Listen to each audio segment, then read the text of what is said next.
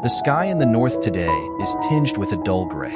The cold wind blows through every small alley, seeping into every gap in one's clothes, making people shiver with cold. Somewhere on a small, dusty road, a homeless man is hunched over a weak fire. His rough, calloused hands gently turn a sweet potato over the red flame. This will probably be his only meal today.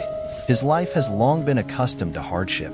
Irregular meals, cold nights without blankets, and even the indifferent eyes of passers-by have become part of his life story. But today, by that small fire, there is another person. It is a young girl who has just turned 16 years old.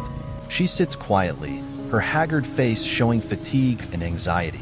She is a widow, a heavy title that no one expected to be placed on the shoulders of someone so young like her.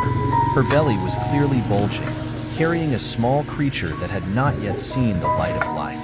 But her eyes were filled with darkness, the darkness of loss, of uncertainty, of long days of not knowing where the future would lead. The homeless man looked at her, his heart heavy with sympathy. He didn't ask much, just quietly listened to the girl's story. Her husband died early, leaving her alone with the child in her belly. She had no family, no place to rely on, and no money left in her pocket. Hearing that, he sighed softly.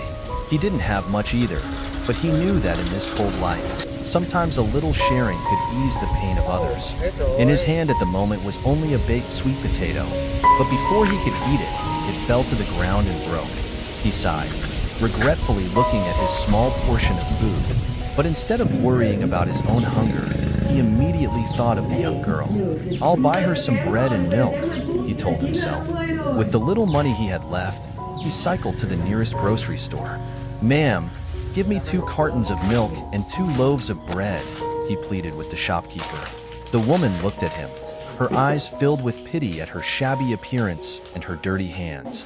But then she wrapped up the food, accepting the crumpled coins from him. He happily took them, quickly returning to where the girl was waiting.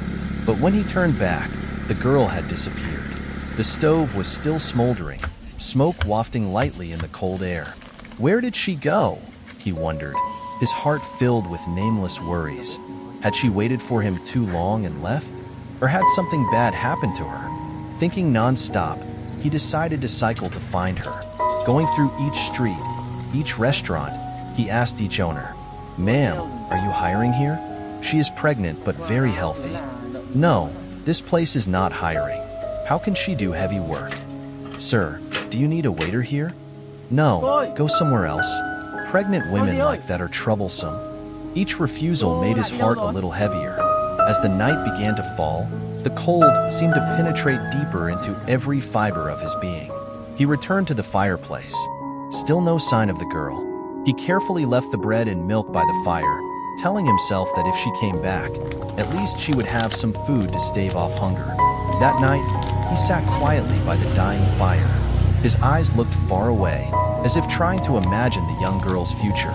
A 16-year-old widow, homeless, without relatives, and a child about to be born. He wondered, how would life treat her? And what more could he, a homeless man, do to help her? In the bitter cold of the north, these questions kept repeating in his mind. He had no answers, but he still held on to a glimmer of hope. Hope that somehow, humanity would help them overcome this adversity.